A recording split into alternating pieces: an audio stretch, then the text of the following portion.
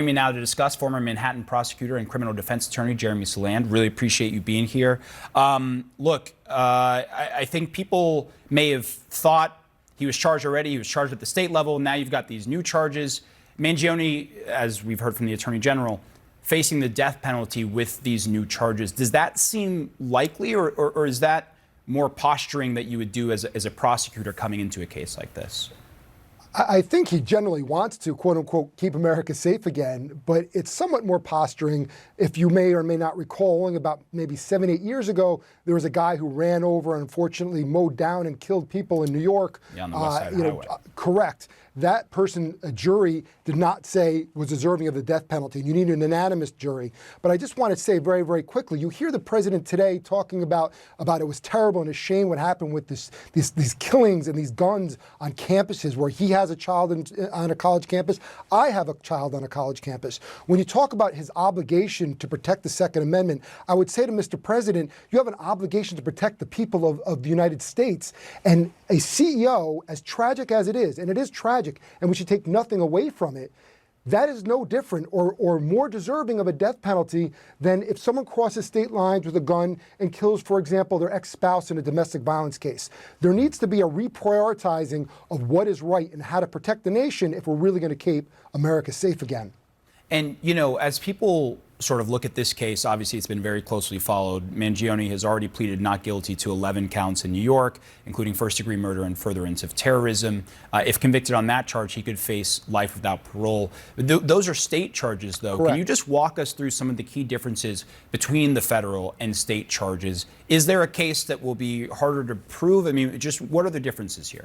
Yeah, I think for the state to get that murder one charge, which again, you can't get the death penalty, that has that terrorism element. That is not an element for murder in the second degree, where in the that state, and in the federal case, they don't have to prove that element of that terrorism piece or component. What they would do is you're using this firearm across state lines, for lack of a better way to describe it, in that murder or homicide. So it's easier for the murder two, and it's easier for the federal case, but it's much more difficult for New York to get the murder one conviction. And, you know, Jeremy, for many, this case has become a symbol of national outrage at America's healthcare system. You know, some of our reporters, for example, have spoken to some of Mangione's more vocal supporters here. But I guess when you have a highly publicized case on an issue that might be highly charged as well, how does the court handle trying to find impartial jurors in a case where a lot of people have a lot of opinions? Yeah, it's difficult, but you hope and expect that ultimately the court will instruct the jury and potential jurors correctly. We had a case which was at the time the biggest case, and maybe still is, with Donald Trump in state court finding a jury that's going to be honest and follow the law. The concern here is for the prosecution that you might have, for lack of a better term, a sleeper person who may say the right things but have really an allegiance, if you will, to Mangione, because all you need is one person to get a mistrial. So that's more of a danger for the prosecution than it is a defense, but both sides are going to want to make sure they have the right jurors. And from a legal perspective, should the defense try to put the healthcare system on trial as part of their strategy? I mean, how effective would that be? Because again, a lot of people do look at this case, or at least aspects of this case, as an indictment on the healthcare system as well.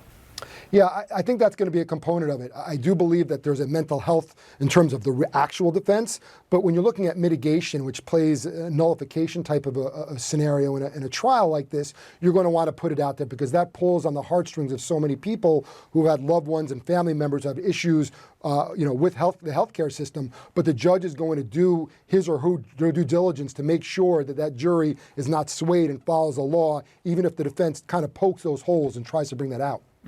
Jeremy Saland, always appreciate the time and perspective. Thanks for being here.